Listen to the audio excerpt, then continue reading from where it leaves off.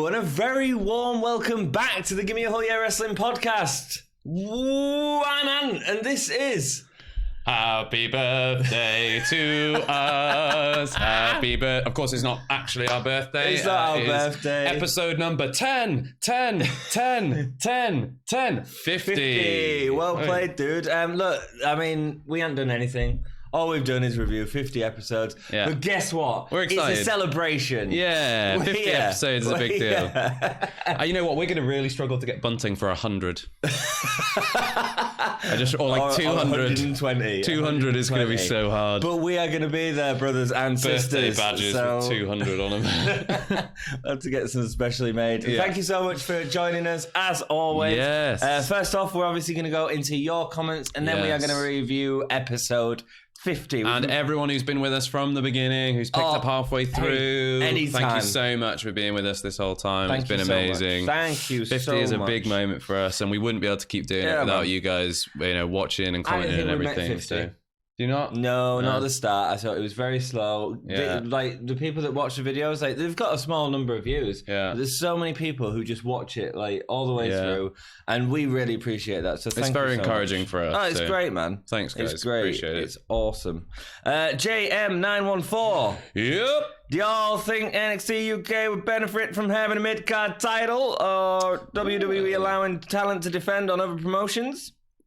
So this is something we discussed quite a few episodes ago. The idea of a mid-card title. And what do you think now? I'm more for it now. I'm still hesitant because I just don't think there's enough time in an hour to build storylines that aren't about titles and then also do titles when we're already neglecting women's on certain episodes and tag on certain episodes. Okay. I think it's doable, but we just have to accept a format that then maybe focused on one title per episode, you know what I mean? So this episode is about the women's title it sort and of does other already. stuff. I know what you're saying. And then this episode's about the tag titles and other stuff. And then this episode's about the mid-card title and other stuff. And then this one's about the main but if you title. look at the first download episode, it was the main event was the Battle Royal. Yeah. So are you saying, but that wasn't really about the title? It sort of was because it was for number one. No, but I I think, but that's what I'm saying is that we already are struggling to have a weekly show that showcases the women's title, the tag titles, and the main title, and then other storylines as well. I think it's very important. I think we should definitely have one. It would give something for Joseph Connors and people like that to do, which would be really not nice. Even Joseph Connors. I think you're going too low down the card, unfortunately. Not that I agree that Joseph. Well, but I mean, we could. But I'm on about I'm on about Mastiff or Eddie Dennis or them sort of level of stars. The guys that are, or even Devlin and Banks. You know, the guys that are main event, but then haven't got anything to do with the main title right now. Yeah, it's too long since we've seen Devlin, man. It is way too long, man. Way too long since we've seen Devlin. I miss his massive head. Yeah, massive headbutt. Massive headbutt. Lewis replied to JM914. Yeah. Guys had a conversation. I love reading it, man. It might be a good opportunity for a European title. Yeah. Bring back the European title. That'd be really nice. Manfred comes in, says, my only issue is the European title is the UK is a small part of Europe. So the European title might sound more prestigious than the main title. Maybe continental title would be better. Continental, yeah. But I think that's sort of that. I mean, Europe is a continent though, isn't it? So it's exactly the same. Yeah, I mean, I suppose it means the actual continent-y bit, not the UK. But I don't think that's necessarily true because I mean, the WWE title. They have the North America, and then they have the US title, and then I think it doesn't really matter too much in what the actual region. So what would you call it? Means European. I'd be happy for them to bring back the European and stick it on NXT UK. I tell you the only reason I wouldn't go continental is because it sounds a little similar to intercontinental. Yeah. And I think that might get confusing. Also, I think that UK is a perfect place to have the European title because we've got so many European stars. Yeah. Can you imagine Imperium holding all the gold? Titles. So Lewis also said, really good point about not calling it the European title, and then we just went and reversed it. Yeah. I'd love it if Imperium audaciously maybe? What's the context? What's the rest of the sentence? Renamed the UK title into the European title, being the dastardly foreigners they are. I'd love to see NXT lean into Brexit a bit more. Yeah. There are a lot of opportunities for a bit of tongue-in-cheek storytelling. I think so. I mean, we said this when they first mentioned the European Union stuff or whatever. A union of sorts. Everything was a bit more fresh then, of European origin. Yeah. Well, I mean, we sort of, at that point, we were sort of really approaching Brexit, and now we're just not approaching anything. Yeah, everybody's just so sick of it. But I think there are opportunities to sort of be like, ha ha ha ha ha ha. Especially with European Union. Yeah. I think the European title could come back on NXT UK, and I don't think it would overshadow the NXT UK title, because I think the NXT UK title is sort of seen on that show as like your main title, like your NXT belt, like your WWE title. I don't think the name or the regional element of it necessarily makes. I don't equate the NXT UK title as any lower down than the NXT title. For example. No. I put them on the same platform. If anything, I'd probably put the NXT UK title higher because I think it looks nicer and it does look a lot nicer. And I like watch it every week, and I'm proud, and I watch it every week. So cool, rock and roll. Lois says, also, I'm going to do you both a Spotify playlist. You've got to update your music taste beyond 2000 and 2006. That's fair. I mean, my music taste is like buried in the past. I listen to like exclusively James Taylor and then like weird songs online. 2000 and 2006. That's way too specific for me.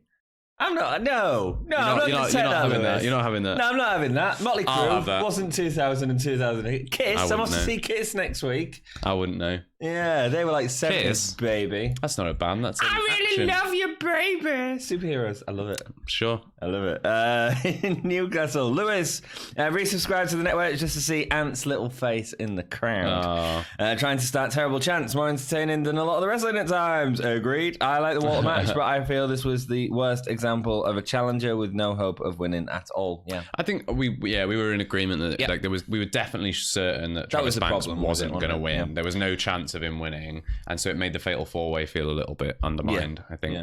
Love the idea of the Grizzled Young Vets being reluctant babyfaces. Well done on 50 episode next week's champs. I suggest getting Manfred on as a special guest. And would you have it? Here it is. No, we don't. Sorry. Not having. Sorry. That would have been great. That would have been really nice. Manfred, though, if you're ever in the UK, if you're not already in the UK, I don't know where you're based, but if you are based in the UK. He's based in the UK. Is he? Yes. Cool. He was friends.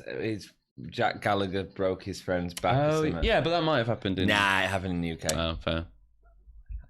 Rib, I think. Wasn't it a rib? Rib, yeah. Was it a rib? I think it was a rib. His bracket. It wasn't like full-on Batman and Bane. Just... I live in the darkness. Manfred says, when are they going to do something decent with Connors? When are they going to do something decent with Connors, who's a good villain? When?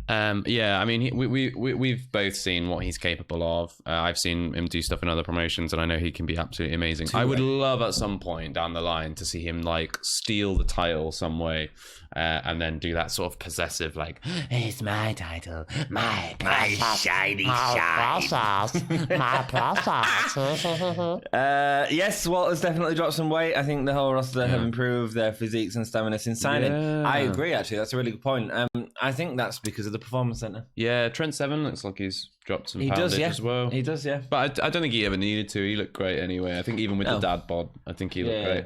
Dad bod works. Yeah, it worked for Trent Seven. There's something about it, just like it was like, yes, this guy. I think that's the point. Though I think it's probably the Performance Centre. Yeah, having that training regularly, and I think generally the quality of matches is going up as well. Not that they weren't all amazing wrestlers to begin with, but I think actually the fact that they now have the Performance Centre where they can work with each other regularly on the matches, as opposed to a quick backstage. Oh, let's do this, that, and that. Yeah, completely. I think they definitely probably have a very good system, and they've got people like Robbie Brookside and that, haven't they? Kind of working backstage with them and legends of the business. So it's pretty good. Michaels has been doing stuff about that. Yeah, which is cool. Do you think they could put Killer Kelly together with Ginny and Gabbert just to give her something to do, get her more TV time, maybe actually win a match? Maybe, but I don't think that she's needed in that picture at all. I don't know what she'd add to that. Do you know what I mean? No. Like Killer Kelly, I just want to see become like a kind of bit of a beast, and it's like not even go on about a bit of a tear. I agree. I think it'd make the Ginny Gabbett thing. I think Ginny's the important part in that conversation. Actually, not even Gabbett, to be honest with you. I just don't know what Killer Kelly would do, and we've just got so many factions now. I think like we could cool down on the factions a little bit. I want more male factions. I think what they're going with is they're going. We'll see next week. We'll talk about it more because I think something's going to happen next week with Tony Storm that's going to show us the direction of the women's division a lot more. So stay tuned for that. And speaking of stay tuned, subscribe to the channel, hit the ring bell. Ding, ding, ding. Apparently that's all changed. You can like allow certain videos. So if you just like the NXT UK stuff, you can allow that. You can allow all. You can do whatever. Yeah. It's apparently really good. I don't. Internet. Sweet. Also, please support us on Facebook, Twitter. Yeah. All that stuff. Oh man, I'm so hungover today. I can't think. Hungover, Anthony. I am. I was out till 6:30 out celebrating the big 50. Celebrating prior to filming, baby. What else is there? There's Facebook, Patreon. Yeah, there's Redbubble. You can get the mugs, Redbubble, not Red Tube. Faces and all that go to Red Tube, search Gimme Hole. Yeah, you don't find it. No. You just find all those videos where I've superimposed your face onto things. Way. Let's go on to the episode. You won't find that on the network, Lewis. NXT UK episode 50. The 3rd of July 2019 is when this episode was shown. Episode 50! Download Festival next to the rural village of Castle Donington. Starts off with a video package with a bunch of sweaty goths. Veterans. Yeah, Moustache Mountain in a rematch from January's takeover event. Video package. Really well put together. Yeah, it was nice. It was good. The whole show, man. It's getting a language. It's getting a feel. It's starting to understand itself. It's a lot more cinematic than I was ever expecting it to be, and I quite like that. Do you like the Volume 2 thing? I bet you loved the Volume. You're a big Guardians fan, aren't you? Yeah. Yeah, so they're like, oh, this is Volume 2. Yeah, I like it. Yeah, I thought you would. I like it. Reckon we could get a few more volumes of the match as well. Yeah, I mean, these are teams that can come together at any point, and I'll be happy to watch it. Absolutely. Agreed completely. Yep. Aiden English starts talking about nothing. Yep. And this is my brutality. Starts going, that's why. Great. Reah rushes to the ring, takes a mic off the ring announcer, telling him to cut the music, telling the crowd to shut up. She wants to settle this right now. That's cool. She wants to settle this right now. It was cool that they did that. It was cool. I like that, because so often, you know, like feuds, like these huge like build-ups where they're meant to hate each other, and then they come down to the ring and, you know, they do their Sasha Banks thing, or they do their like, and you think, well, they're supposed to hate each other, but they're not like hating each other so much that they can't take the time to still do their weird gimmicky entrance things. Yes. That's why I like Dean Ambrose when he did that in that interview with Stone Cold, where he was like, I don't have a gimmicky entrance thing. I just sort of walk down to the ring because I'm there to fight. Yeah. And I was like, good point. Good point. And then he comes in with a red. I mean, I like the showmanship stuff, but here's my issue with it, right? I do have a major issue with it. The major issue is what's the rush, right? For weeks and weeks, you have been building up this feud, and it's gone nowhere. And it's gone absolutely nowhere. Yeah. And then so I agree. It's really cool. Yeah. It's really cool. It does feel a bit out of character. I was just like, oh, for God's sake! Maybe they just realised that it dragged on too long, and they were, oh, just get it over with. I think they probably thought this feud was gonna main event an episode, and it just wasn't. Yeah, and it just never did. Yeah, up to that standard. She wants to settle it. They could have done that in the first episode and said it's about a while, to be honest with you. She wants to settle it right now. What's the rush? It's been going on forever. Rhea Ripley versus Piper Niven. We are finally here. Yes. So got it. Rhea getting the most of a punch exchange, but Niven getting a standing crossbody and clotheslines Ripley over the top rope. Niven tries to pull her back into the ring, but gets pulled across the top rope as Rhea pushes Niven into the ring apron. Looked nasty, dude. Looked nasty. Looked vicious. Yeah. It looked like a brawl, and that's what it needed to be. Niven gets pushed into the corner post, and Rhea stomps away at her in the corner. She sold that corner post hit really well as well. She really did. Ooh, she really did. It was good. It did feel like we've been building up to something weeks, that's because it has. Yeah. But it felt like they were finally getting it out and really going for it, and I enjoyed that. Yeah. As Rhea wraps her legs around Niven, there was a real split crowd chant, actually. Yes, it was, wasn't it? Niven, Rhea, I think really Rhea might have even been getting the better of it. Yes. Yeah. I think, at a Sweaty Goth festival, she's going to get quite a good response. It's a good song, man. It's a good and song. she's kind of quite heavy metal, isn't she, Rhea? Yeah, Ripley? she is. Yeah. So yeah, Rhea does this weird leg wrap thing that was sort of a rest hold for a while. See Niven bump under the eye, and she looked like she'd really taken a hit at some point. Yeah. Inverted cloverleaf on Niven. Looks really great nice. on a bigger man. opponent. I was surprised. Yeah, I wasn't sure if they'd do it because I wasn't sure like how actually the kind of physicality of it worked and how easy it is to sort of like be holding someone like that. Like both me and Ant know from our work that we do quite a lot of lifting heavy stuff and then carrying it around and walking about and that sort of stuff. So like it can be really horrible on your lower back, can't it? When you've got something like dead body weight. But it was impressive. But it looked awesome. Actually. It also feels like we haven't seen it for such a long time because it feels like we haven't seen Reah for such a long time. Yeah, really, have we? Not performing. No. I mean, we saw her in the Battle Royal, but I mean, she didn't get much of a show in there. Really, we haven't seen her do anything really for a long time. It's nice though, that cloverleaf. It's good. It's good. Reah talks trash to Niven before a nasty slap. Niven responds with a belly to back suplex. That was a brutal slap. It was. Loved it. They're all playing, man. They're all playing backstage. They're like, oh, this Walter guy's come in and delivering chops. We're all gonna just give it to me. Give it to me. So we're gonna slap the chip out of each other. We holy chip indeed. Hey, if Corey Graves is allowed to say it, I'm gonna say it. Niven, both women hold on to each other's arm and deliver short clothesline to each other, never letting go of each other's wrists. Rhea goes for a riptide, but can't lift Niven. Instead, gives her a headbutt.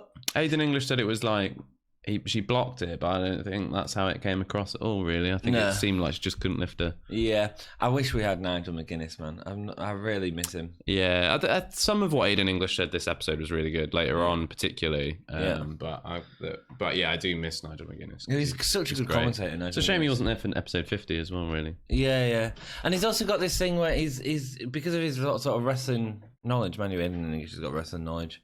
Maybe I just really don't like this Vic Joseph. I don't know. Anyway, yeah, Nigel McGuinness is great. I really like Nigel McGuinness. Decent. A cannonball to the back of Rhea in the corner, a bit different. Was followed by the Piper driver for the win. Yeah, I'm really surprised. Yeah, I was really surprised we had a clean finish because it felt like the end of the feud. Yeah, although it makes sense. Surprised? Well. I don't know. Yeah, I guess it does. I was just surprised. I mean, we always sort of knew Niven was going to win. Although the longer it went on, we thought Rhea was going to win. Yeah, I wasn't convinced necessarily because we had such a slow start on it suddenly wasn't a debut big title. It didn't feel like. I mean, she's been around for weeks now.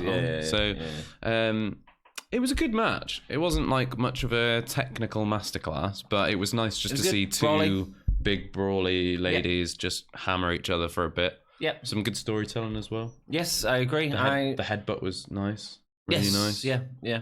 I thought it was a good match. I thought it was a really decent opener to the show. Put it that way. Yeah, definitely. It was a little slow to start, I thought, but it ended up pacing pretty well. Yeah. Good match. Cool. That's not what you thought of that match. Better match than the feud deserved, I thought. Yeah, and I think it's done now. Yeah. We can move on. Hopefully. I think, what's the bet in Rhea Ripley will attack her again? I hope. It's not over yet. I sort of hope not. She might get the pay-per-view win. Oh, you think Niven and Rhea are at pay-per-view? Could be.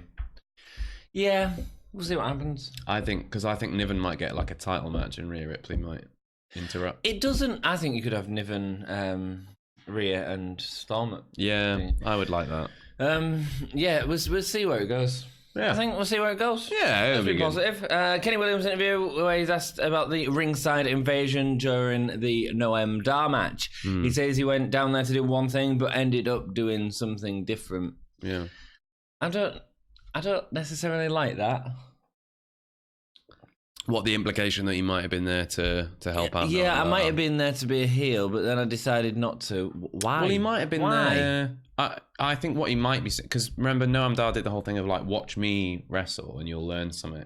And then he came down and he sat in the chair, didn't he? Yeah. And he was like, so maybe that's just what he meant. Okay, he was going like, I came down just to watch him. Yeah. And then I ended up having to get involved. Okay. Because it's not often that a wrestler comes down to watch someone without getting involved. Yeah, it's not. But it's one of those tropes, isn't it? It's like, you always have a contract signing and someone always goes through the table. Always goes through that table. No, and you'll go like, why would you ever have a contract signing in the ring ever? Yeah, I know. Yeah. That's the case. Do you know what I mean? Do a press conference, they tried to do with NXT UK with Storm and Reah, and it was didn't work very well. It's super awkward. Noam Dar attacks him from the side, sending his face first into the mud. Definitely should have seen him coming. It'd be like me. It would be like me getting surprised by you attacking me now. It would be like, whoa, oh my god, because he would have seen him coming. Do you know what I mean? He went, like, at no point did he go like, oh look, oh no, it's Noam Dar. Oh, he's gonna hit. He didn't creep up from behind, like sleeking through the mud, like in a ghillie suit. He just sort of walked right up to him and punched him in the side of the head. And then the mud thing, man. So he put his face in the mud. He tells him this is where he belongs. I loved it. In the mud, right? Loved it. Yeah, but it didn't play off the way that was expected, man. He didn't look as... He was expecting to get his face put in that mud and, like, come up and just be, like, a dripping mess of mud. Yeah. And he sort of just went in and he was just a bit dirty. Yeah, but I think maybe it's more the action that I like. I like the idea of the sort of, like, Noam Dar's... Because he's very, like... cheeky chappy but still a bad guy, and he's ha ha ha, like, and he pulls on the Garris horns and he's like, and he has that smug face that you really want to punch. But actually seeing a bit of a nastier side of him, like a bullying side, where he sort of like shoves him down in the dirt and he's like berating him and stuff. I quite liked it. Yeah. Okay. Cool. I liked it. That might say more about me than. I think it was just a spot that didn't work. What I'm saying is the mud that they chose. They should have picked a more sloppy mud. More sloppy mud for that real sort of the way that he was selling that mud. Must have been really nasty to film that. Just getting your face smeared in the mud. Yeah. Can't have been fun. Yeah, because he was proper like throwing himself into it to try and get the effects that it was going for, and it just wasn't working. He just looked a bit like a dirty Marty McFly. That's his gimmick. Yeah, dirty Marty McFly. I quite liked it. I like the attempt at least. Yeah, it's cool. The idea of fashion violation alert. Yeah. Did you see Kenny Williams' wellies? No, I didn't. They're like bright pink with like dog bones on or something like that. Oh, right. Cool. Weird. What was that all about? The Dragunov video, he's fighting next week. Cool, be nice to see him again. And hopefully, I think we'll get some sort of story. Yeah, a bit more of an idea about what they're doing with him. Because I'm still super not sold on it. He was better. This match with Joseph Connor was a lot better. But I'm still like, I don't see where he's going to fit into all this. We've had so many debuts. I think we'll see next episode. We have where's Eddie Dennis? We haven't seen him for about. He must be injured. We haven't seen him for about 3 months now. Daddy long legs. Daddy I was so long ready legs. to start that channel. Download, dudes. Alexander Wolf versus Jack Stars is next. Finding his sanity. Yeah, nice touch. Yeah, like that. Cool. Like that. I should clarify that's what Aiden English said when he was on the way to the ring. It won't do something you come up with, which would have been cool. Yeah, it cool. The going through Jack Stars thing when people come through, I quite like it. Yeah, I mean, he is. We know what's happening. We know what we're getting. Yeah, we're always getting a squash. Yeah, because Jack Stars is like 4'8", and he bumps around for people, but he's still kind of muscular, so you can sort of buy a little bit of offense from him as a bit credible. He's not like what's that guy with no chin? James Ellsworth. He's not James Ellsworth. Do you know what I mean? Like where you think like he's just going to get absolutely destroyed. Yeah. I guess if that's what you like. Yeah. So Wolf ends with the same music as Walter. Love that. Really? I love it. No, yeah. So for me, all of Imperium entering under the Imperium music now that Walter, for me, it shows cohesion. I know what you're saying. It shows the unity of because Imperium. Imperium are very unity. Yeah, I love it. But at the same time, with Alexander Wolf that being a Sanity member, I loved the Sanity theme songs because each one had a slight variation on it. Yeah. Problem with Imperium's music is it's a classical piece, so you can't really do a... But also, I think that like Sanity were like this sort of kind of, rebellious, chaotic group, whereas Imperium are the absolute opposite of that. Maybe. They are a regimented, cohesive unit. But do you not think they could just use that same piece and just do something ever so slightly different with it? Each one?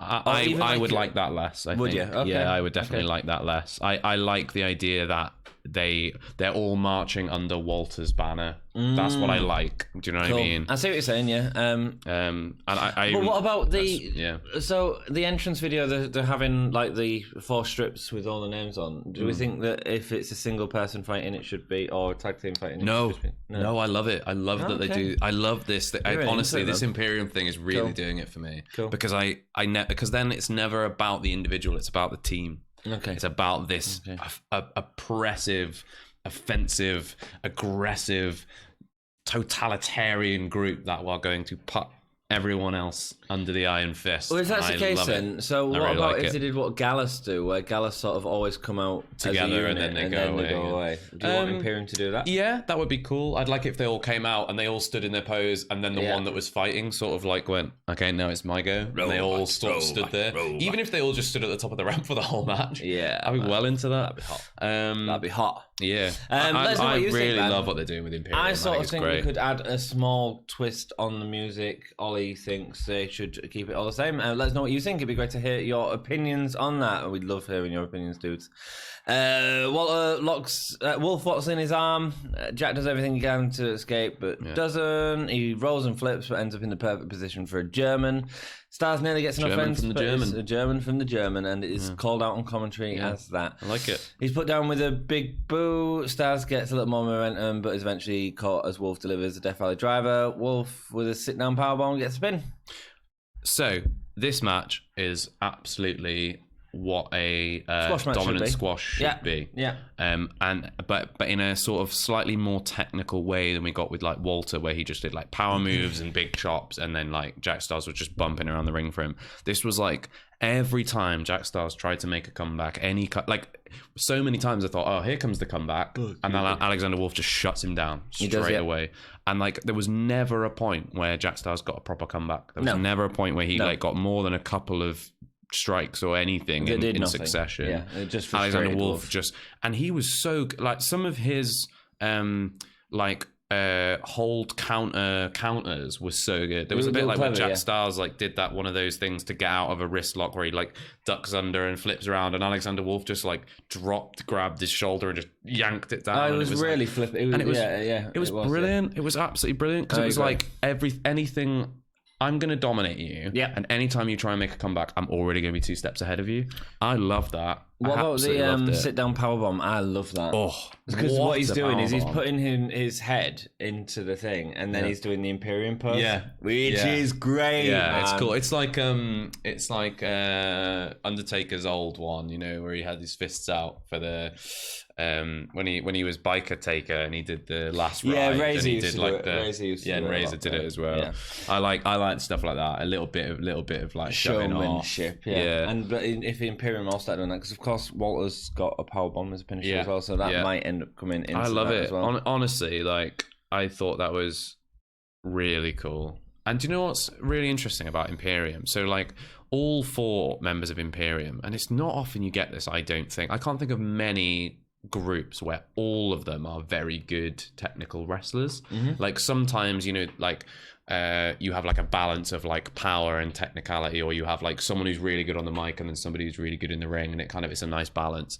The thing that I love about Imperium is that you've got like Alexander Wolf, who's really technically gifted. You've got Fabian Aichner, who's really technically gifted and also powerful. Yeah, really powerful. Like really strong buff. You've got Marcel Barthel, who's incredibly technical, very agile, but also does some of the best facial expressions ever. And character work. And then you've got Walter, who does all of it. Everything. And he looks like an absolute behemoth. And I look at Imperium and I go, wow, you just can't beat him. You cannot beat him. Who is you would need Imperium? Some kind of coalition between like six tag teams before you get anywhere near beating these guys, because they're so dominant. And I love it. I love it. We've got a heel faction that is genuinely 100% believable. And the other nice thing is they're appearing on every episode. It's constant, you know, because they're using all 4 of the men really clever. I really want to see Marcel and Fabian next week, man. Yeah. Really want to see them go out. I love their tracksuits as well. Yeah, man, I really like them. I think they're cute. Yeah, great. Yeah, they're cute. I don't know if I'd describe them as cute. I don't know. I think it's really funny that they've got this very serious ring gear, and then they've got like matching tracksuits to go with it. Actually, it's really funny. All together. That's what's correct. I'm really excited about Imperium. I think they're great. They are great. The only problem with the match is no one really cared about it. in terms of the audience. But nobody's buying into Jack Styles, really. I don't think anybody really likes Jack Styles that much. We see Gallus in the dressing room. Since NXT UK has started, they've only had one match on the home turf. The Hunt are used to the mud, but they're going to send them back. This is still their kingdom, and the camera crew are forced out of the thing. I genuinely couldn't understand a word they were saying. I couldn't understand a word they were saying. I had to go back and watch it just to get that. I tried, and I still couldn't. And I went, I thought they were speaking Gaelic at first. Yeah, so you have sort of that. They've also had a band playing. Like, dudes, just wait until the band's finished and then refilm the promo. Don't, you know. I didn't understand what they were saying, but I still liked the vibe. Giving off. I'm interested with what they're doing with Gallus. I don't know what they are doing with Gallus, but I'm at least interested in how they're going to move forward. I would like to see at some point Gallus versus Imperium. Oh yeah, man. With Gallus as the faces. I think that would be really interesting. They would have to lose that feud. Yes, it would do. Yeah. But I think that could be really fascinating. I think it could happen. I think the spot that we wanted to see Grizzled Young Veterans could be taken up by Gallus as that sort of reluctant babyface. There's potential for it. We'll see what happens. Toni Storm's back next week. She's going to get a good reception from download, surely. Yes, she is. Yeah. She is. 2-on-1 handicap match. Next, Jazzy Gabbert with Ginny versus Danny Luna and Mercedes Blaze. Yeah.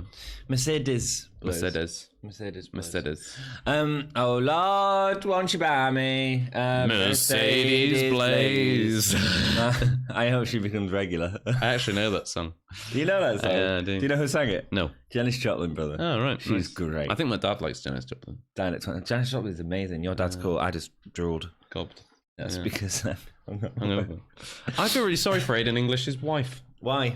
Because he said, I'm more scared of Jazzy Gabbert than I am of my wife when I forget her birthday.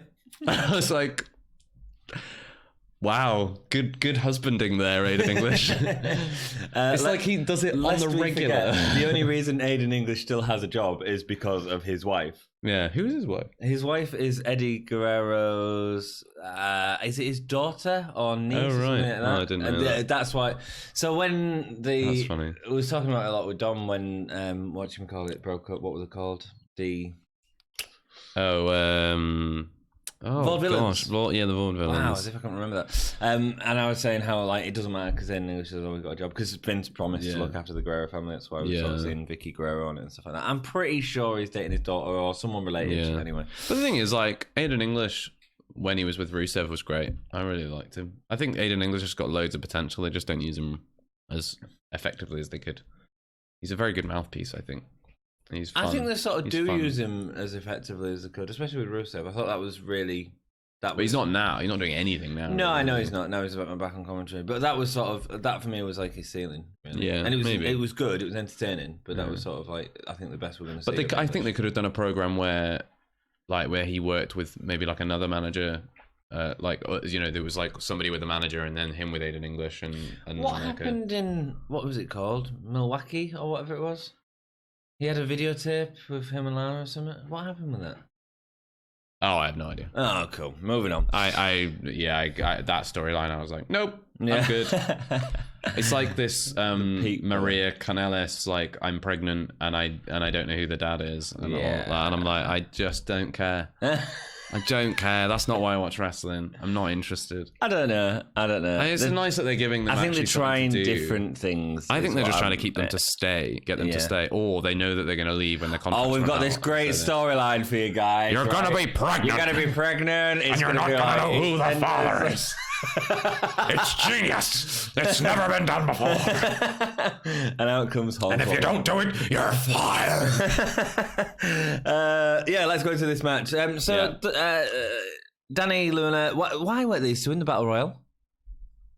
Because we had those other two people that were unnamed, and we have no idea. Yeah, but you could have thrown two other people in. Just Battle Royale, and then they could have had a reason to have the match because they've been thrown out by Gabbert. Yeah, that would have been nice. Do you know what I mean? A little setup, that would have been great. Just a little setup. Just need, Gabbert hoists Luna straight away, dominates with a clothesline. Mercedes brought in, Jazzy attacks her in the corner whilst Luna comes in for the save. Jazzy looks angry. Yeah. Luna keeps delivering elbow strikes with Gabbert absolutely no selling her. Yeah. He goes for a crossbody. Yeah. Jumps into the crossbody, but Garrett just doesn't react. She just stands there. Yeah, bounces off her. Danny just sort of like falls on the floor. It's great. I loved it. She just absolutely sold that though. Say again. She absolutely sold. Oh yeah, that. she, Like, yeah, when she hits yeah, the she floor, did a she great job. bounces off rock style. Like. To be honest, both of these lasses did a good job of selling, great. so good on them. They bumped around for Jazzy really. Welcome to NXT UK, Danny, and oh Lord, won't you buy me a Mercedes Blaze? Luna keeps delivering elbow strikes. Ginny orders Gabbett to deliver the face first front slam finisher. Ginny comes in to raise Jess's arm. Short, sweet. Yeah. I don't think we should have had 2 squashes in a row. I know. I think it's fine when they're very different sorts of squashes.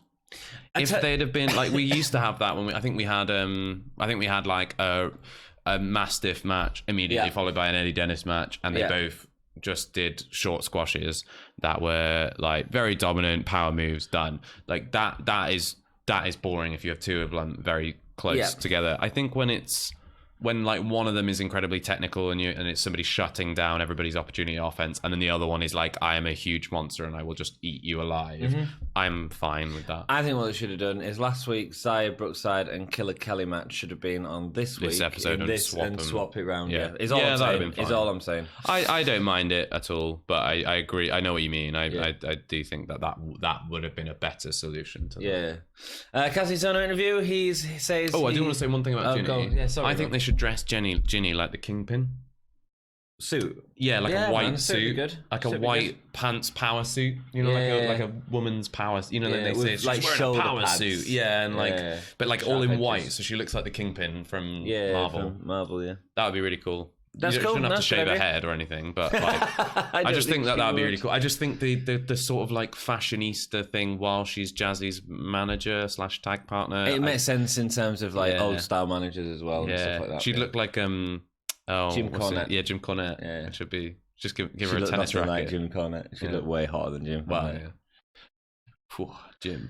Kassius Ohno interview next. He says he's here to preserve the integrity of NXT UK, and you need a wrestling genius like Kassius Ohno. He discusses the founding 5 British. A cool phrase. It's really good, man. Yeah, it's really good. British Strong Style, Dunn, Bray, and 7, Wolfgang, and Mark Andrews. Really there was one more.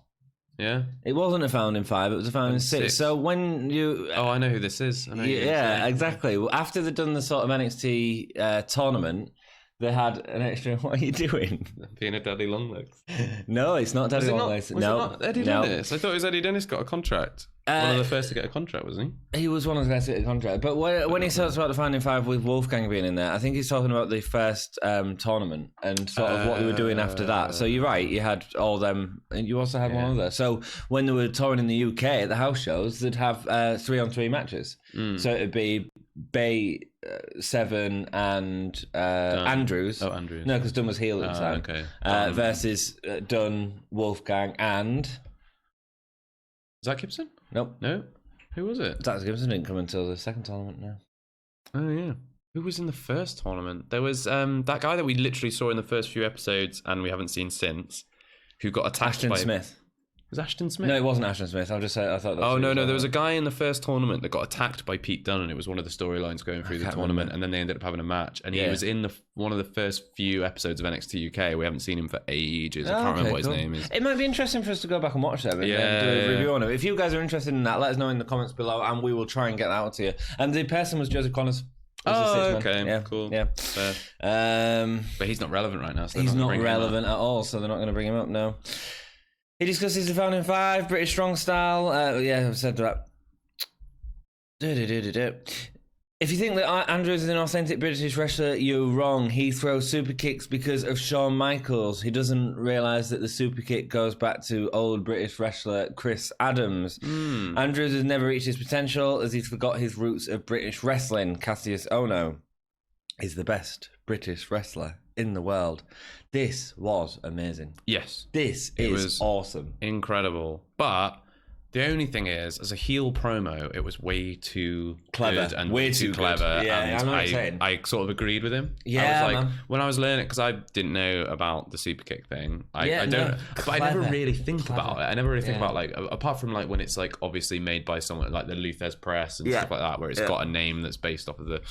But I just never even thought about that. And then I was like, oh, that's like a really good point. Yeah. It was great. I love this story with him. I think if he's writing his own stuff, good on him. If whoever's working with him as a writer, that is phenomenal stuff. It's great. I mean, Kassius Ohno is just amazing at promos. He delivers it so well. Oh, no. Yeah, but I also, but genuinely, this was written superbly. Yeah, it was. Absolutely superbly. And the video package to accompany it was class as well. The music was good in the background. I liked it. Yeah, really good. Really good stuff. Keep that up. And now we're getting on to... Kassius Ohno and Mark Andrews then.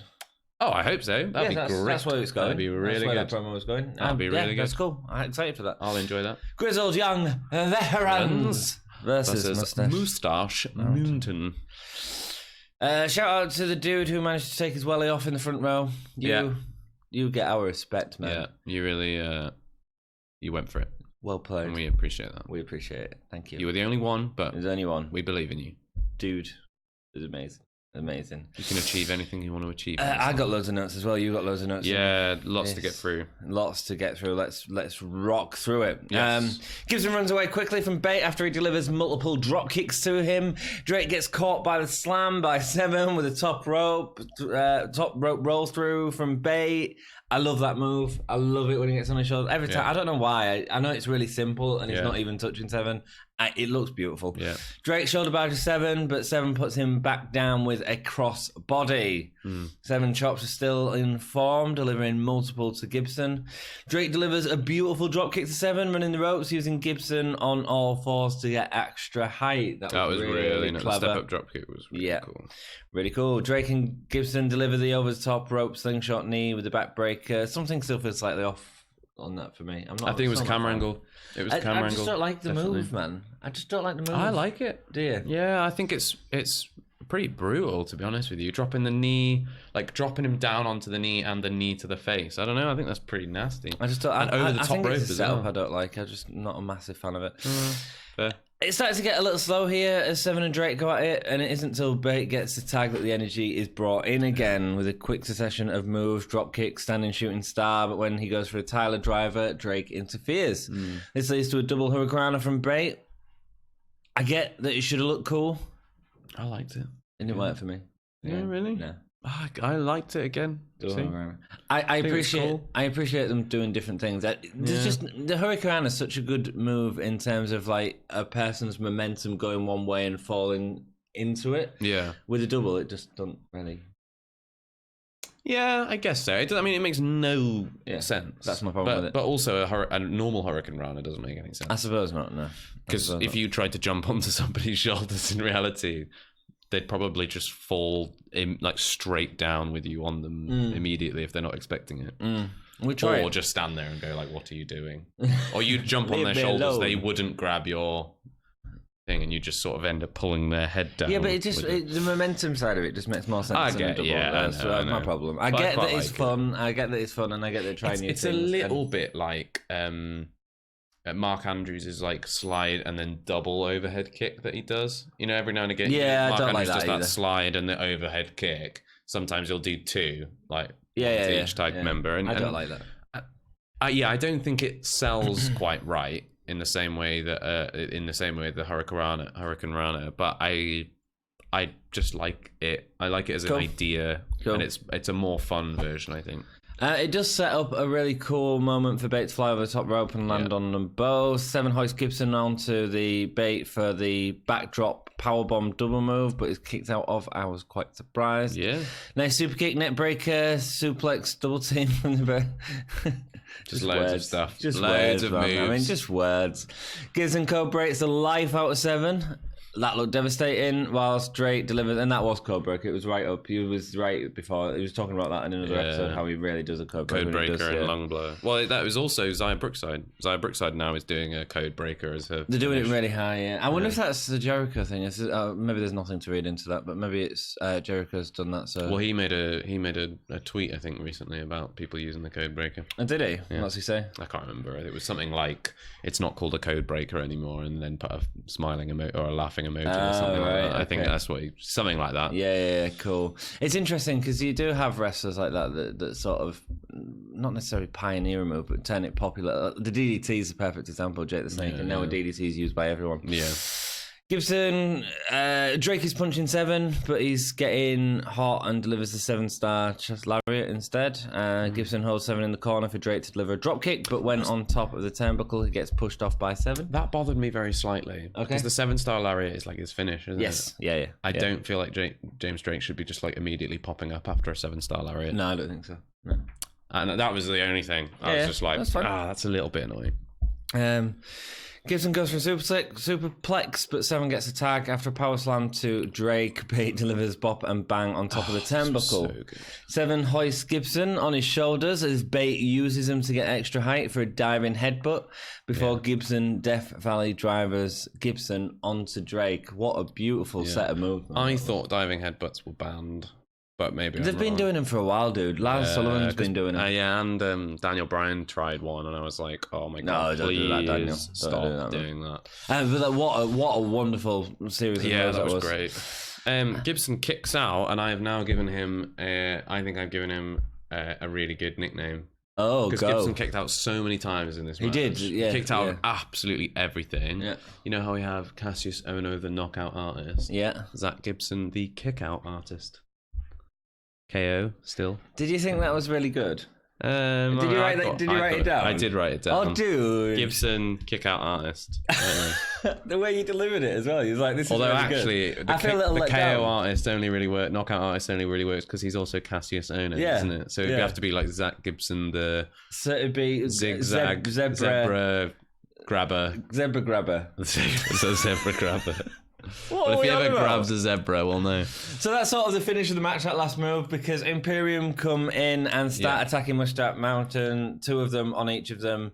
Yeah. Walter's bitches chant start. That was great. Yeah, that was amazing. Before we go into this last segment, let's talk about that match. Great match. Really good. Really good.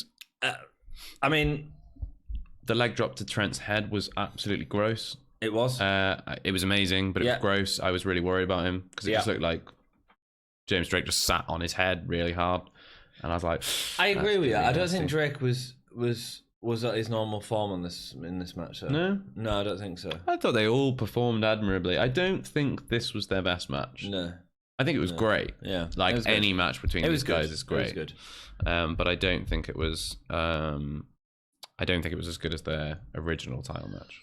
Cool. Yeah, no, it wasn't. Definitely not. No, nowhere near that. Really nasty throat forearm. I quite like the fact that they had a finisher. I know that they didn't have a finish because Imperium entered, but that whole segment was beautiful, and that was a finish. They really built up they were building up to something amazing, and then that puts even more heat on Imperium because we don't get to see that finish. Aitner knee to the ring steps of Bate. Nice to see Aitner's continuing that knee to the ring steps. Nice. Wolf gets out handcuffs for 7, locking his hands together as he's in the turnbuckle. I knew what was going to happen at this point. When they started locking him in with the handcuffs, I was like, I know exactly where this is going. And I cannot wait. Bate's in trouble. Yeah. Walter powerbombs Bate onto the apron twice, viciously. It looks so disgusting. It did. He then powerbombed him onto the ring post as 7 is made to watch. I genuinely got quite sad when... 7 did a good job here. When 7 was going, Tyler! It was great. All the way through. It was like, beautiful. Tyler! Stop it! No! Tyler! No! Stop it! And Tyler Bate's just dead. Tyler Bate was dead. He wasn't moving. He's been canonically killed off from NXT UK. That's good. Yeah. We're never going to see Tyler again. How exciting is this? I mean, so in my head, this is playing beautifully into this idea that I've had that 7 should get a title shot, can't beat Walter, Tyler Bate should eventually beat him, and then 7 turns on Bate. This would be perfect. It turns on we've started this. Tyler! Tyler, no! And imagine the video packages Yes, like the cutting of like Tyler, and then like cuts to him like hitting him from behind or whatever. It's like Tyler. It's so good, man, and he makes the emotional connection feel real. Yeah, and that's, because they've got such a lovely relationship, like in their promo segments and stuff. Whenever we see them together, they're always like buddy cops and stuff. They're always getting on. They're always having a little joke. Trent Seven's always giving him a little gentle ribbon. Tyler Bates always things. So to see that kind of like that friendship be used against them, it's really sad, but really good. It's good storytelling. I genuinely got quite sad watching it. I was like, oh no. It's good storytelling. But how excited does it make you for the future? Yeah, really. It's great, isn't it? It was such a good end to the episode. Such a good end to episode 50 as well. The view, like the final shot, Imperium all stood on the ring apron looking dominant, and like Tyler Bate was just dead outside. And he hadn't moved. He hadn't moved in like minutes. Yeah. Like he just stopped moving. And Trent Seven all like curled up in the corner crying like, oh Tyler. It's beautiful. It's beautiful. So it was dominant. Really good. How many gay stars for this episode? So I think we're going to be very different on this. I've given it 4 gay stars. Whoa! Yes. That's high, man. Well, so here's my reasoning, okay? Yeah. Video package at the beginning was brilliant. Yeah. Rhea Ripley and Piper Niven was a very good, solid match that built all the way through. Kenny Williams versus Noam Dar. I really like that. I really like this new side of Noam Dar. I'm glad that they're not just doing the easy thing. I think that like having Noam Dar have a bit of a character change, I think that's really interesting. Jack Styles versus Alexander Wolf was a technical masterclass from Alexander Wolf, and I love seeing that like dominant kind of thing of just like, no, all of your comebacks, I'm going to shut them down. Really, really nice. The Gallus promo, I'm interested in Gallus. I didn't know what they were saying. That was a bit of a weak moment for me, but it was fine. Jazzy Gabbett absolutely achieved what it needed to achieve, and it was short and sweet. Kassius Ohno promo was amazing. And Grizzled Young Veterans versus Moustache Mountain was really good. And the end of the episode is probably my favourite end to any NXT UK episode the end that we've was had. Really good, yeah. I'm going to give it, for me, 4 stars. 3. I thought it was good. I just thought it lulled a little bit. And actually, to be honest, I thought the last match did lull a little bit more than it should have done. Fair. With the guys that we had. Best match, last match. Yep. Obviously, best performer. Alexander Wolf. Really? Yep, I absolutely loved it. I loved that match. I loved what he was doing. I loved that, like shutting him down at every opportunity, and he showed that he was very technical. He showed that he could do power moves. Cool. And I think he just had a really good vibe the whole way through. He was doing the whole thing sort of like he was like had an eye on the audience, but then he'd just be like, dismantle, and then he'd be like. I really liked Alexander Wolf. We saw Alexander Wolf, didn't we? Yes, we did. When he was with Sanity, he had a match against Alistair Black, he did, and that was really fun. It was really good. We saw a very different side of him in that match. I really like. I used to like his old pants, man. I wanted them. Oh, the kind of stripy ones. Yeah, man, very like pants. steampunk. Yeah, man, sexy. Best performer. Who have you got for best performer? I did put Bate. I think it's probably 7 though. Yeah, 7. It was one of them two. Yeah, Tyler. Yeah, I would have put 7, but I put a 7 every time, and like. And we know now that I like 7. Yeah. I love 7. Yeah. I think maybe Bate. Holy chip moment. Who did you say? I said Alexander Wolf. Oh yes, he did. Holy chip moment. Power bombs. Yeah, Tyler Bate being murdered on camera is what I've put. Yeah. They broke his back. They snapped his spine. He's now dead. Is he? Yeah, he's dead. Bless him. Tyler Bate is dead. Okay. I hope he doesn't show up on the main roster. That'd be devastating. No. I think that they'll basically like they'll have him. They'll use this as an opportunity for Trent Seven to be like, I am going to get revenge for this. That's great. And Tyler Bate will be like in a back brace or something. What's like, Pete Dunne doing? Don't do it, Trent Seven. Don't do it, Trent. We can't win this. Yeah, I think they need to get Pete Dunne doing something. Yeah, it'd be nice to see him come back and do something. Even if he goes on NXT. But I'm so up for Trent Seven versus Walter. So am I. I can't wait to see it, and I can't wait to review it with you, Ollie, and talk about wrestling with you. And here's to another 50 episodes. Too sweet. Thank you so much for all your support. Like, we do this because you guys make it awesome for us. Your comments really keep us going, and we have a really good time doing it. You guys watch it is just awesome. Yeah. And 50 episodes done. Way party time! Have a drink on us. Absolutely. Drink that juice. Let's drink loads of juice. Drink right now. Oh yeah, he's had too much of the juice. I had too much absinthe last night, man. Oh my gosh, absinthe. Wow. Yeah. I didn't get in till 6:30 in the morning. It's like 1 o'clock when we started filming this. Damn. I was working until like 5:30. Yeah. I should have come and picked you up. Yeah. I couldn't pick you up. I would have had to pick you up. I could have done a hurricane run. Hurricane run. I would have tried. Rock and roll. Thank you so much, guys. Really appreciate it. More content coming all the time. We're also doing a couple of other shows as well. We've got our Fire Pro Wrestling, which is going.